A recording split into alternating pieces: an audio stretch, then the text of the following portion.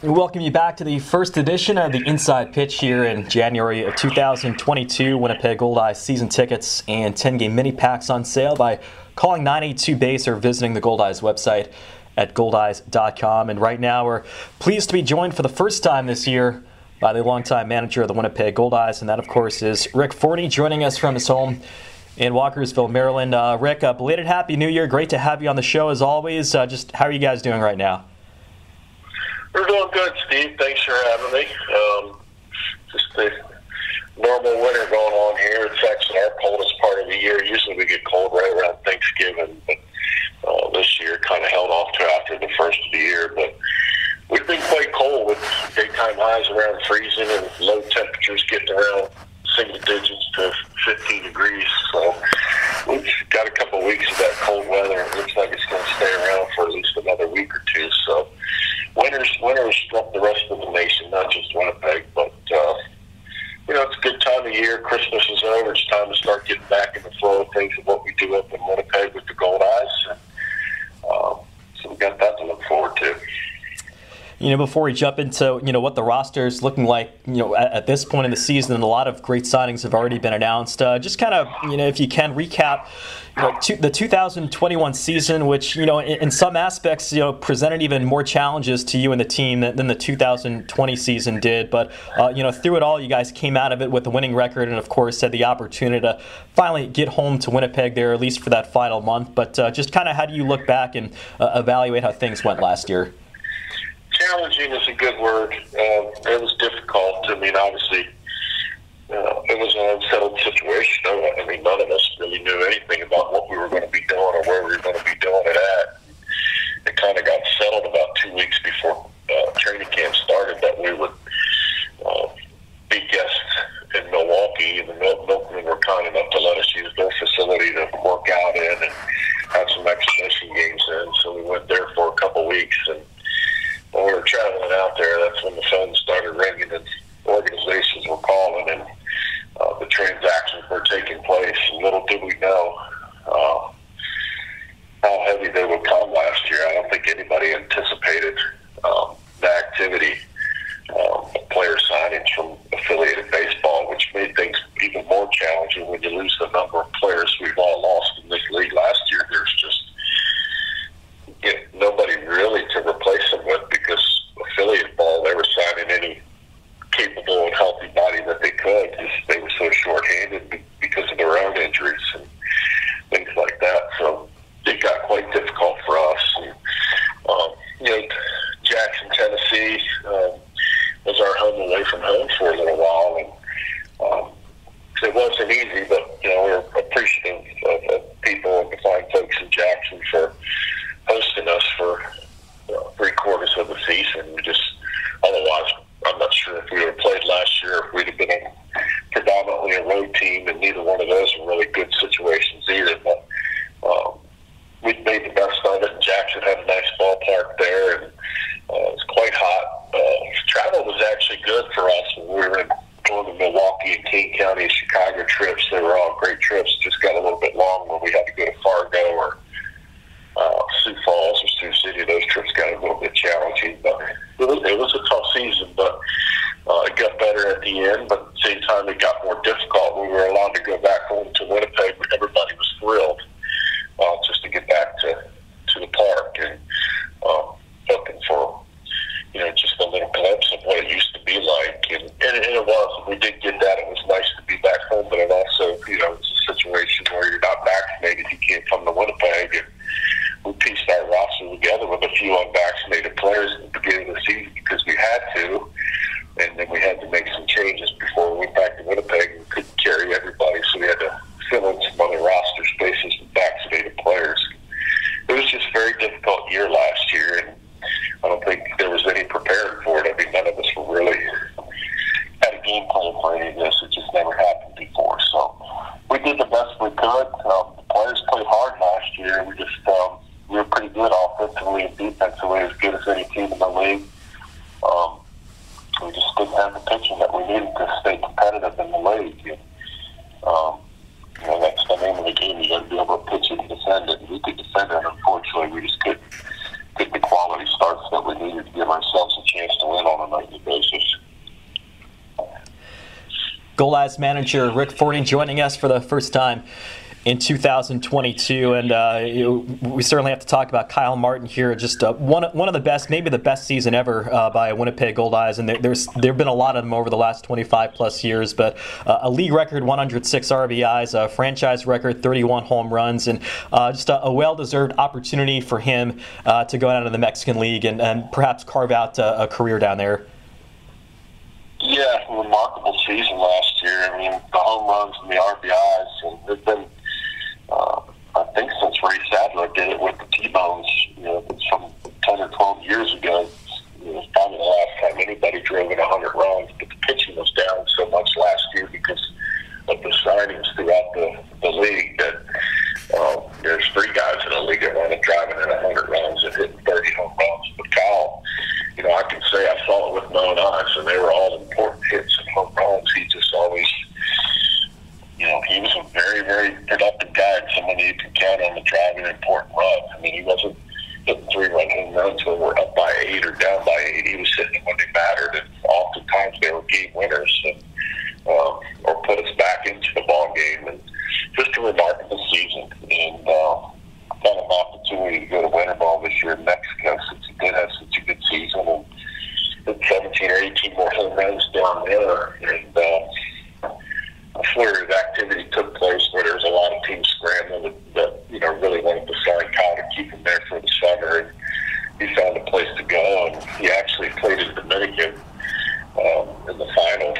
He got an opportunity to play in the Dominican Republic in the finals of that league since he did so well in Mexico. So, it's an opportunity for an older player to make substantially more money down there, and hopefully it can lead to an opportunity, maybe a career in Taiwan. And one of the biggest additions this offseason, the Goldeyes have about 6 players officially signed contracts right now, but Amos Ramon, certainly really familiar to the fans, to the organization, and just to the baseball scene in the province in general. Did a great job down the stretch for you guys. Suited up there at the age of 38 years old and did a nice job as well. But I'm sure you're really excited to have Amos full-time now in your coaching staff.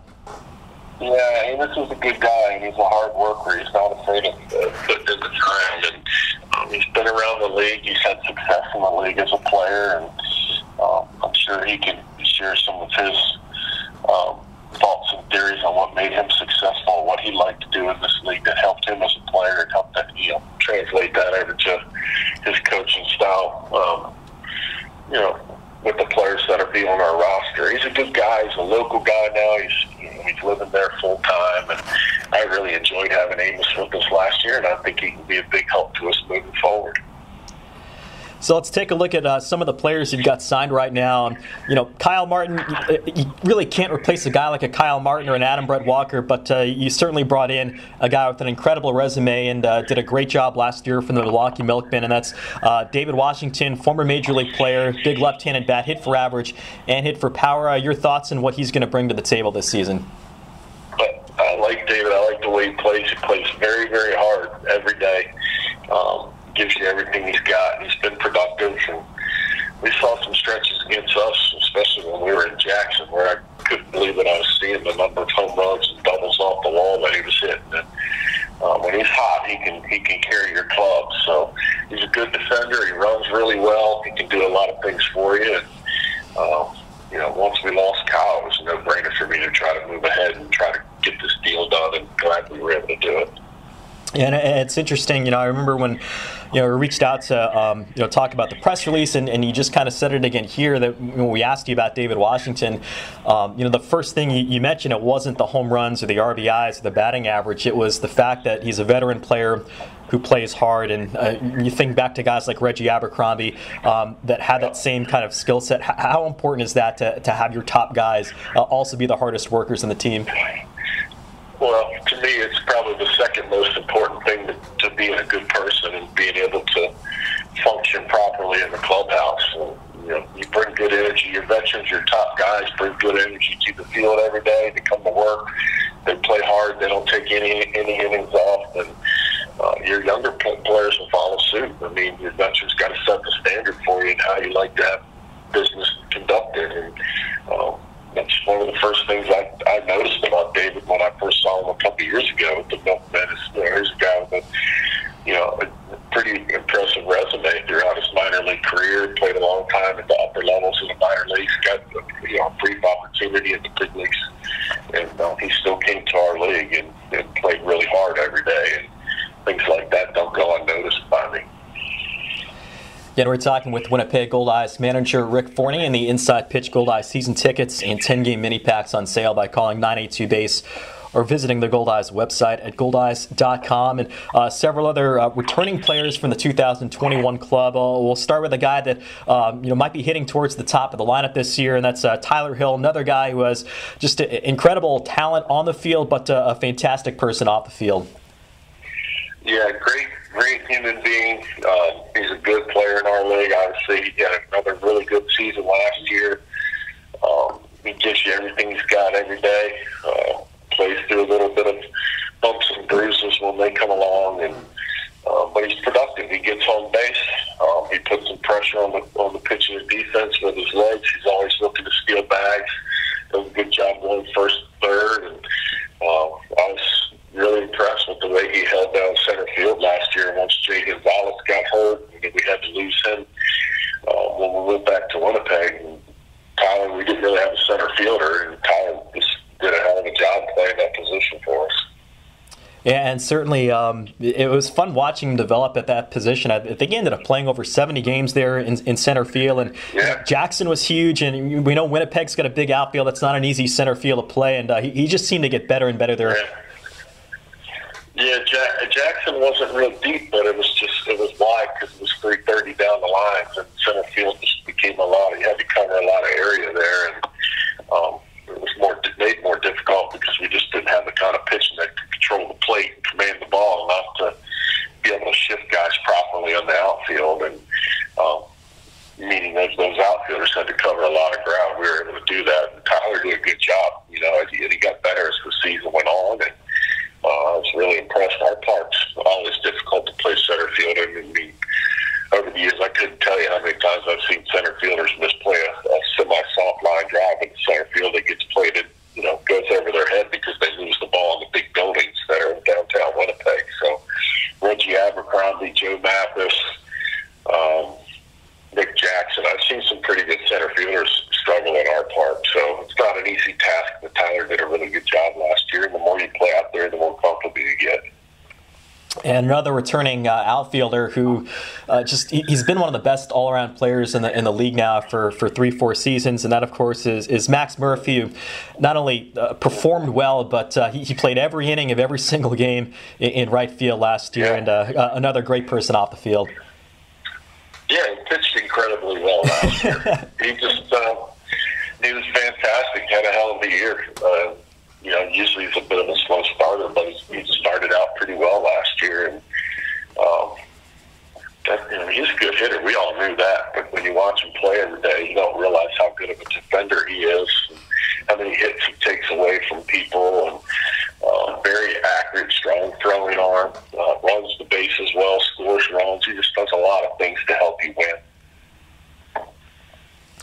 Again, we're talking with Winnipeg Goldeyes manager Rick Forney here in the first edition of the Inside Pitch in 2022. And, Max is another guy that, really, certainly Kyle set the RBI record there with 106, but Max at 71, and that's usually, a top-end type season in pretty much any other year. And he seemed like another guy where the vast majority of those RBIs seem to come in big spots for you. Yeah, he did come up big for us last year when we needed him. But 70 is a really good number in my league. I'd be glad to take 2 or 3 guys in my lineup that drove in 70 runs over a course of a 100-game season. He was productive last year, and he got a lot of big hits. And sure, life was made a little bit easier by hitting in front of him. He was hitting in front of Kyle Martin. But we had some guys in front of Kyle.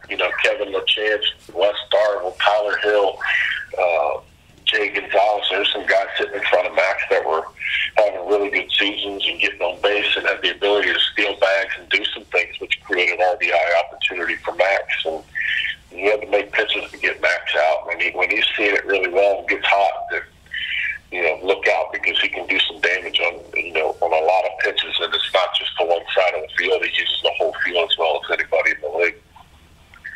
shifting over to the mound and some of the pitchers that you brought in, are really excited about what you've got right now from the left side in the bullpen. I was just announced earlier today that you're going to be bringing back left-hander Travis Seabrook, who led the league in appearances, and just about a month ago you swung a trade to bring in Tasker Strobel. Those two guys really bring a lot of similar things to the table. They're big-bodied left-handers, good stuff, and they both get lefties and righties out with regularity. Yeah, both guys had really good seasons last year. Travis was fantastic for us. And, mind you, he was a couple years away from pitching in meaningful games. And came in and really opened my eyes in training camp. He worked hard to get himself in good shape. The velocity was good. Very aggressive pitcher. He's not passive at all. Just came in and attacked everybody. It didn't matter who it was. And you could see that he was a little bit rusty mechanically and command-wise. But as the season went on, I think he got a little bit better. And there's some things he needs to work on to make himself an upper-level guy. But, the best I would say Travis's best ability is his availability. He'll pitch every day for you. He's a lot like Victor Cappy.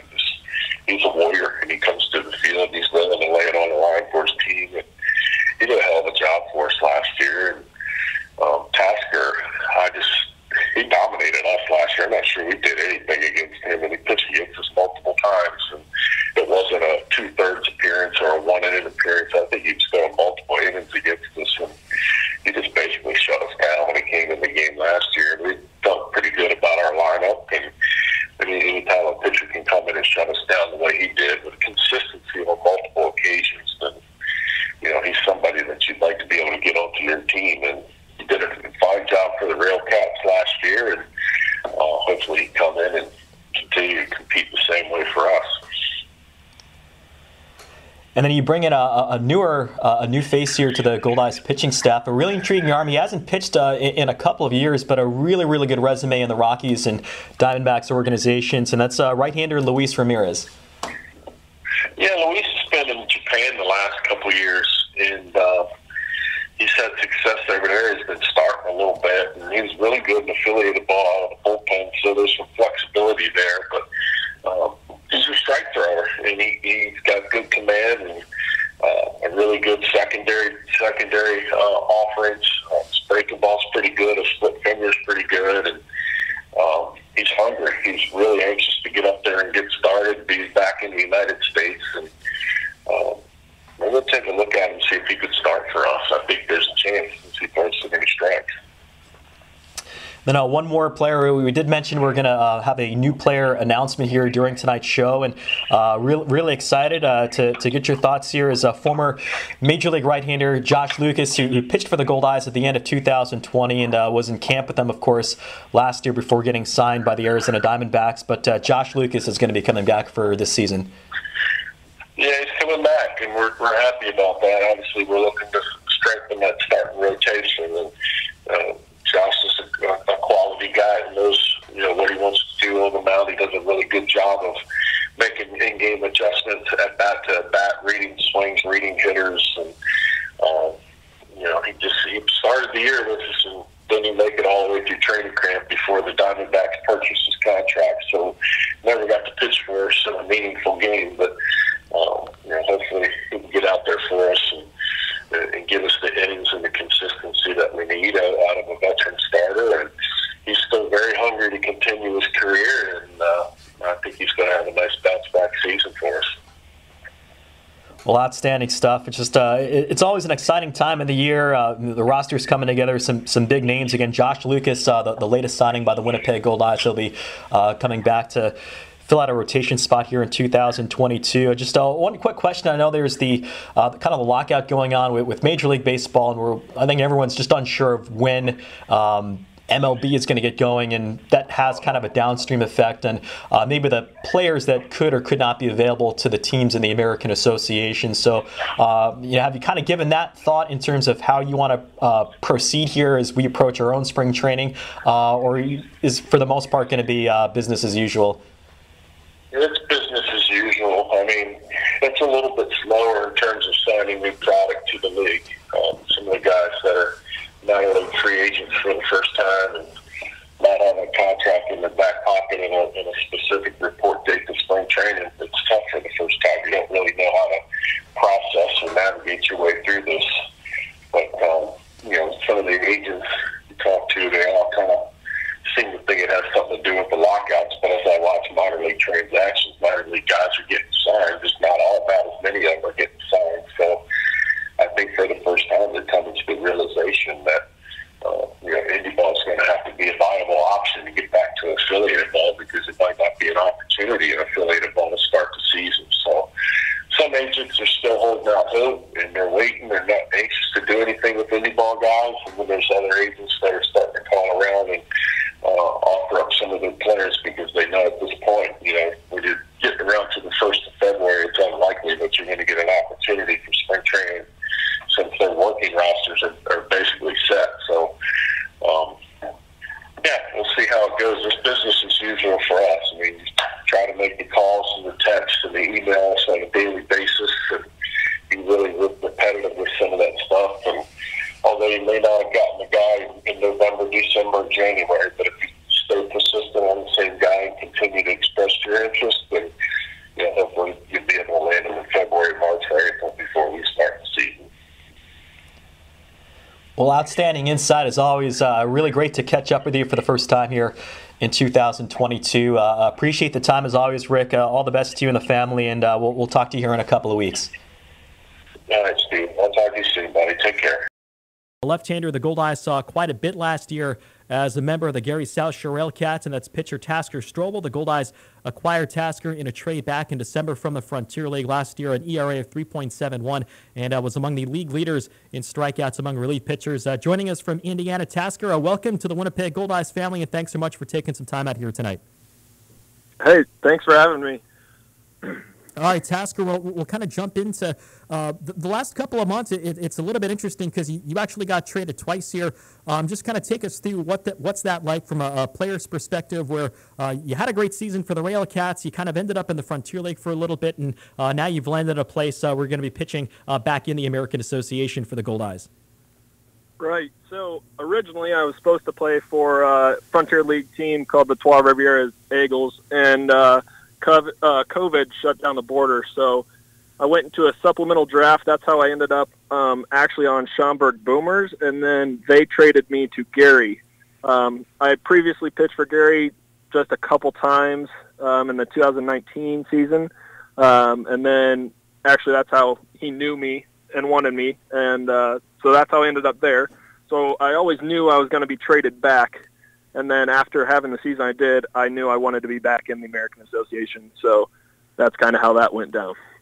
Well, yeah. Tell us the reaction when you found out that you landed a spot in Winnipeg. I mean, you had such a great season. You had the opportunity to see all the different ballparks, including Winnipeg. You're one of the teams that had the chance to actually see Shaw Park at the end of last year. Just what was that news like for you when you found out you were going to become a Goldeye? I was very excited, wanted to be back in the American. It was a really good experience. That's the first time I've ever actually been out of the country. So it's cool crossing border, and then coming up, and then the whole cityscape behind home plate. That was really cool. Took a bunch of videos. And, it's always good to be wanted, and hopefully being a key piece to achieve the goal of bringing a championship there. Tasker Strobel, new Winnipeg Goldeyes left-handed pitcher, our first guest in the January 24th edition of the Inside Pitch. A fantastic season last year, not only just putting up really good numbers, but you were a true workhorse last year, 68 innings, almost exclusively coming out of the bullpen, and especially last season when it seemed like every team had a really, really good lineup. It was one of the most offensive seasons in American Association history. Just kind of take us through what that was like, having as much success as you did as maybe a lesser experienced guy, and what did that do for your confidence here moving forward into 2022? A full year in the league was great. It's really the first time completing like a whole season since my senior year of college. Just good to prove to myself that I can make it through a whole season, really even excel, even in the back end of the season. I did do well. I've got to credit some of my guys back in Gary, some of the catchers and stuff too. It doesn't happen. It's a team game for sure. So I won't take all the credit, but yeah, just good to prove to myself that I can still do it. And then how about your ability to adapt to different roles? You did make 3 starts. You had 8 saves, so you were closing games at times. I remember there were quite a few games against Winnipeg where you kind of the fireman, so to speak, where you're pitching 3 or 4 innings. There was that great performance you had in Jackson where you had the 4 scoreless to close out an extra inning game that the Railcats ended up picking up the win. But how did you kind of traverse the waters where, as you mentioned, it's kind of your first full professional season and you're kind of moving in and out of different roles and still found success throughout the year? Yeah, it helped. I was a starter all in college. Even on the back end when we were going through a tournament, I was used out of the bullpen a little bit, so I had a little there. In the off season, I definitely converted to mostly full closer type role, and that's what me and was kind of slotted me in for. So being over at Gary, and they needed a guy who needed to start. I did everything best for the team. So I had starts before, so I went out there and did it. I definitely think I am better in the back end of the bullpen now, just going 1 to 2 innings here. Yeah, and I know the Railcats, at times maybe it was a challenging year as far as the wins or losses, but just kind of watching from afar, specifically you and your bullpen mates, seemed like you guys had a really good relationship. It seemed like you guys had a lot of fun, just enjoying your time together. I saw a lot of the videos you guys had put out in the Railcats social media with some of the interviews and stuff you had done in the bullpen. Just what was it like kind of being surrounded by guys that were, I guess, similar to you, maybe less professional experience, but all kind of coming together there to try and do as best you could? Yeah, it's a grind, 100 games and 110 games. You got to have fun with it. More social outreach programs and stuff like that, kind of the videos that we had fun with. Those are my guys. Those are broken. I still talk to most of them. We're going to have lifelong friendships. That's really all it's about, making connections and having fun playing a kid's game, But at the end of the day, you got to get your job done, and it would snap like that when you're on the mound pitching in the game. So. Yeah, and Tasker, I wanted to ask you about 2020. You pitched in the United Shore League. I've heard a lot of good things about that league. I know it's kind of unique because every team plays in the same ballpark, and I believe you guys only play games on the weekends. What was that like from a player's perspective, from a developmental standpoint, and also being able to play, of course, during that 2020 year when so many professional leagues didn't have the opportunity to play? What was your experience like there in the United Shore League? I had a lot of fun with it. Like you said, 2020 with COVID and stuff was definitely a down year for baseball. So even just getting a chance to play up there was fantastic. So being released from 2019, I needed to get out there, be seen, and that league really helped me go in there and get some good stats and prolong my career, basically get seen by someone. And glad Poivrières and then Gary had the knowledge and everything from what they've seen in the USPBL to get me where I am today. Now, I want to ask you about your college career. You put up excellent numbers at St. Joseph's College in your home state of Indiana. You were one of the team's best starting pitchers there during your junior and senior seasons. And, unfortunately, there was the situation in 2017 where you guys knew that not only was the program not going to continue, but the actual college was going to close down for a period. Just what is the news like when you got that? And you guys ended up having a phenomenal 2017 season for the baseball program. I've got to imagine that there were a lot of emotions going on. When we were first all brought in, all the athletic teams were brought in and told the news, everyone, hysterical, basically. Everyone was mad, but our coach, Rick Odette, pulled everyone of the baseball team in and was like, well, boys, we're like the last team really still playing. So it was like, we're all in it together, so might as well go out and kind of win the whole thing. We all joked that if we won it, they would make a 30 for 30 on us. Had a great season, came up short, but, everyone put in that situation had a tough road ahead, especially for the freshman, sophomore, junior class. Shout out to Rick Odette for making sure everyone wanted to continue, found a place to play after that. And fortunately, I graduated. I was the last graduating class of there, and everyone from St. Joe's really tight-knit group, even from the alumni from way back then. So I'm really appreciative that I went there and had a good baseball season. Had a good career there. You know what fans may not realize, one of those alumni you mentioned is actually the great Gil Hodges, one of the best first basemen ever in Major League Baseball. Spent the majority of his career with the Brooklyn and Los Angeles Dodgers. I've got to imagine for you and all the other baseball players that passed and that came before you, really excited that Gil Hodges finally is going to be going into the Hall of Fame in 2022. Yep, the field's named after him. Played at Gil Hodges Field.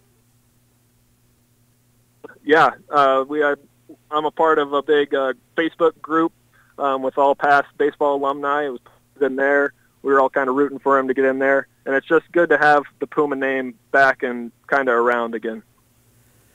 New Winnipeg Goldeyes pitcher Tasker Strobel, our first guest and the first episode of the Inside Pitch here, January 24th, 2022. Always enjoy watching how guys prepare and the work that you guys do to get into game shape and getting to the beginning of the regular season, which, of course, is going to be on May 13th. Goldeyes will open at home against the Fargo-Moorhead Redhawks at Shaw Park. And I've really enjoyed kind of watching the videos of you at PRP, a player development location back in your home state of Indiana the last couple of years. And just kind of tell us how you got connected with them. Have you always been kind of an analytical type guy, or is this maybe something that you've latched onto in the last couple of years? I've been with Greg Vogt and PRP for about 5 years now. I was actually like one of the first guys he started training with. He's definitely helped me with my journey through my professional career. I actually got linked up with him through my brother, who's 4 years younger than me, and he had a buddy going to him, so kind of did that and then just kind of grew with me. It's cool to see other pro athletes in here come train. I haven't always been the most analytical, but as soon as like the driveline era kind of came out, it was like, all right, I need to start building arm strength, get into this stuff. And then when that took off, I kind of grew with it.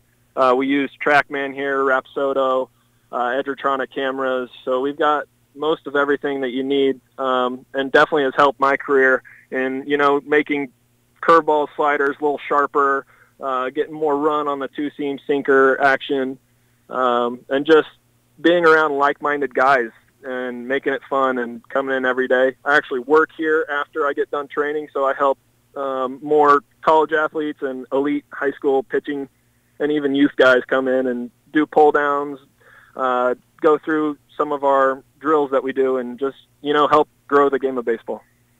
That's outstanding stuff. Were there things that maybe when you first got into the data-driven path, if you will, for player development, maybe things that you discovered about yourself that maybe you didn't quite understand or realize about maybe how your own stuff played when you first started down that path?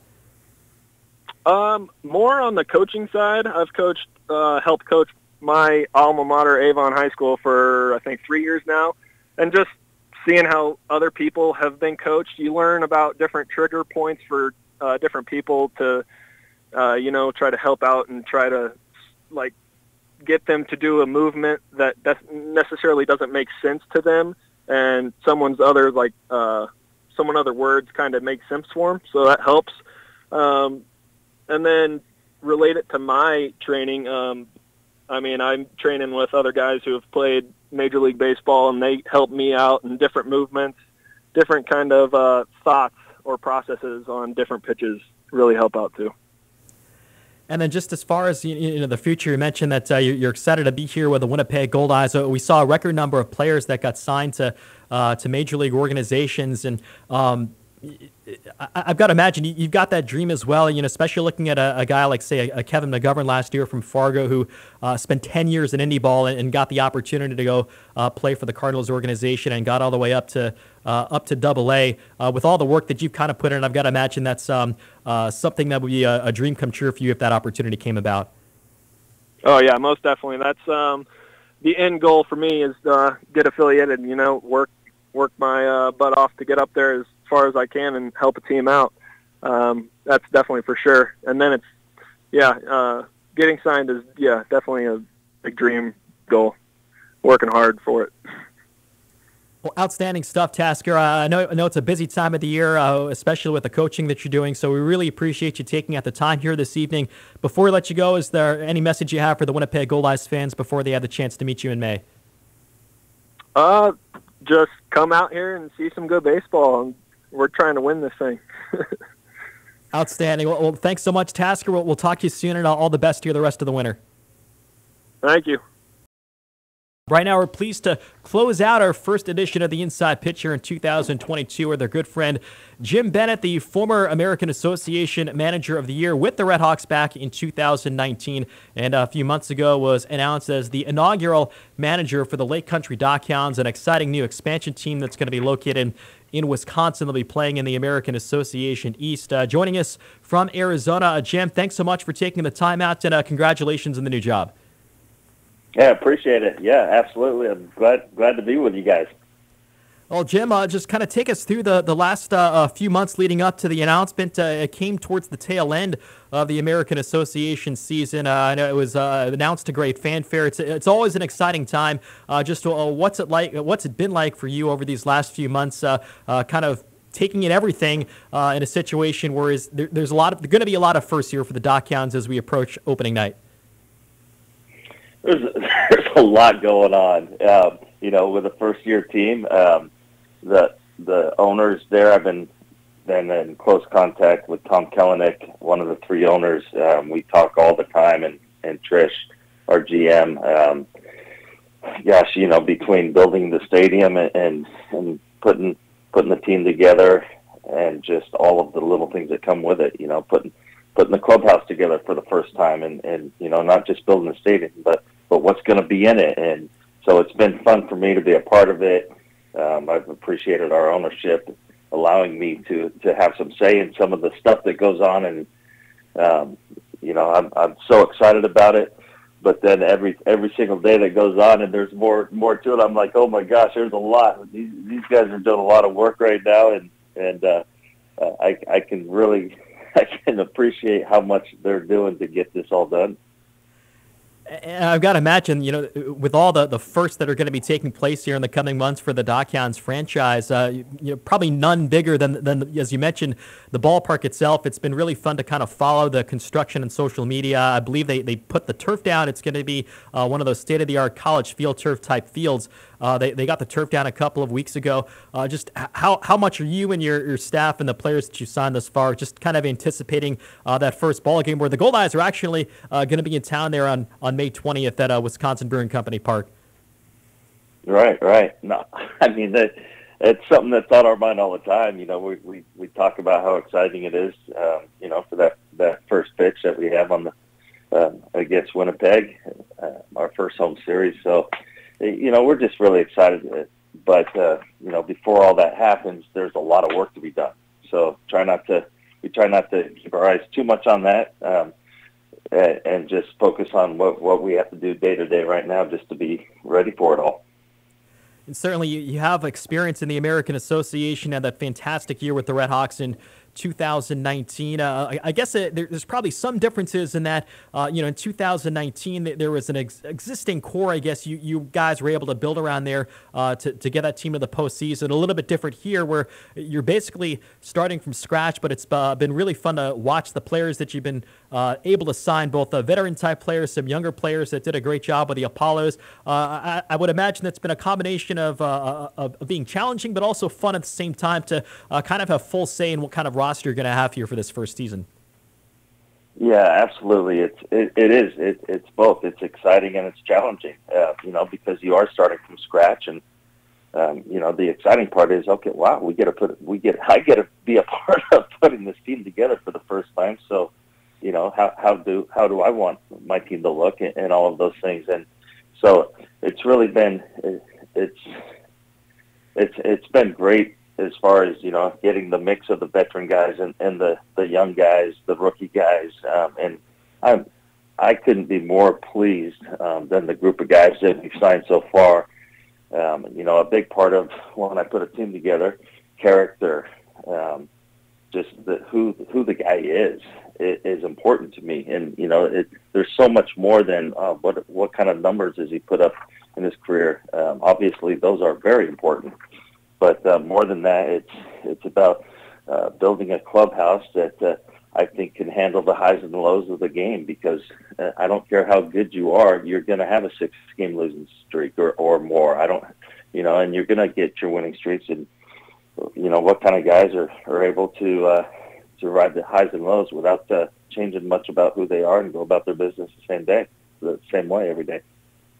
Jim Bennett, former American Association Manager of the Year, and he'll be the inaugural manager of the expansion Lake Country Dockhounds. As mentioned, the Goldeyes will actually have the honor of playing the first game at Wisconsin Brewing Company Park on June 20th in Oconomowoc, Wisconsin. The other thing that really stands out, you put together a dynamite coaching staff here, two former major leaguers with ties to the Brewers, who, of course, play nearby in Milwaukee. Paul Wagner, Dave Nielsen, Ed Campanello, very well regarded in independent baseball. I've got to imagine you are thrilled with the staff that you're going to have surrounding you this season. How fortunate am I with that? Absolutely. To be able to have Paul Wagner, Wags, work with the pitching and to be a local guy there. And he's awesome. He's a good guy. He's positive. He's upbeat, and he's the experience that he's had in the big leagues. I mean, you couldn't ask for much more with that. So pretty excited that Paul's a part of it. And Nelly with Dave Nelson, we're close. We're really good friends. I've been coaching with him down in Australia for the last 6 years. I'm part of. He's the manager for the national team in Australia, and I'm his pitching coach. So we've got a pretty good, tight bond. What he brings to the table with his experience and his knowledge of hitting is, it's as good as I was going to get. So I couldn't be more thrilled with that. And then bringing Campy on, I mean, you've got a guy who's been around this type of atmosphere. He knows indie ball. He knows a lot of people in the game, and I was really excited to bring Campy on. We'll take a look at some of the players. I certainly have to ask you about TJ Bennett. I think a lot of people around the league, when you were introduced as the manager, I believe it was in August of last year, that there was an expectation that you guys would find a way to have TJ Bennett traded to the Dockhounds. So you guys were together for a time. They were at the Redhawks in 2019, but that's time you can never really get back. And congrats. I know TJ had a baby last year. That's got to be special to kind of reunite with your son here for a full season. Absolutely, and that was something, and it wasn't something that we really needed to discuss much during the season, but TJ had worked a deal with Butch when he signed there that, hey, my dad may be coaching in this league again. If he is, are you good to help me move on, and whether it be trade for something. So we knew, and Butch is awesome. Butch is great, and he's got his own son on his team. He's like, that's a no-brainer. If to have you on the team this year, it would be great. And so we kind of knew that was going to be happening, and he's actually living in Oconomowoc now. So he's getting the feel for it. I don't think it's going to be like it is right now because there's a lot of snow on the ground. But he's there and he's ready to go. You were able to pick up a couple of guys that I think a lot of the teams in the American Association kind of had their eye on. So I thought it was a really great job in both these instances here. But you picked up Blake Berry and Aaron Takis, two outfielders that spent the latter half of last year with the traveling Houston Apollos. Certainly tough conditions they had to endure, and they were as good as any offensive players that we saw in the second half of last season. So just kind of take us through how you came about them. Were you just kind of scouting games down the stretch once you got the job? And I have to think that you're excited about their potential growth given what they did as rookies last year in the league. Yeah, it was. It seemed like I was there twice in Chicago just to see my son, but I had already